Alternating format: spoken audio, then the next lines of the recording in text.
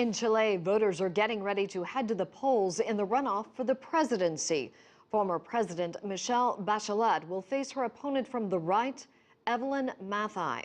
Bachelet and Matthei were childhood friends. Their families were on opposite sides of the political divide. It is the first time Latin America has seen two women in a runoff together. CCTV's Dan Collins has this report. Ending her campaign with typical flourish. Warm, charismatic, and a fine dancer, Michelle Bachelet is embraced wherever she goes in Chile. In her last address before the vote, she distanced herself from her rival, Evelyn Matthei. This election is more than choosing between one candidate or another. It's not about choosing between two women, as they like to say in the press. Here's the real difference. The choice is between leaving things as they are or making real changes. Social change, a Chile for all, has been the focus of the Bachelet campaign. But much has also been made of the tragic past which unites the rivals.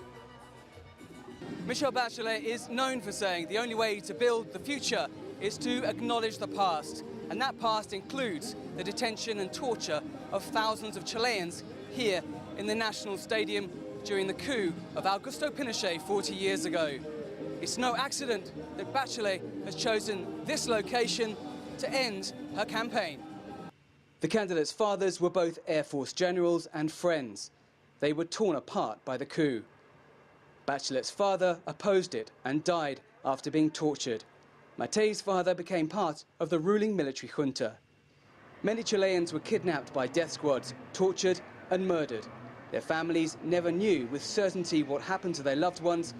Desaparecidos, they're called, that disappeared.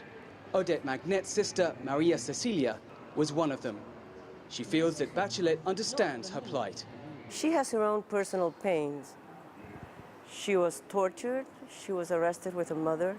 But I think what Chileans basically want from her is comfort, is acknowledgement that this happened, and we need to feel supported that she's behind us in our search for truth and justice. The polls show Bachelet is almost certain to win Sunday's election runoff. If she does, she'll govern a very different electorate from the one that first put her in power back in 2006. There has been a lot of attempts to have some sort of reconciliation, and now I think that we are entering another stage. And the big issue is, if possible, to have reconciliation in a sense, to have some common ground in the major areas of Chile.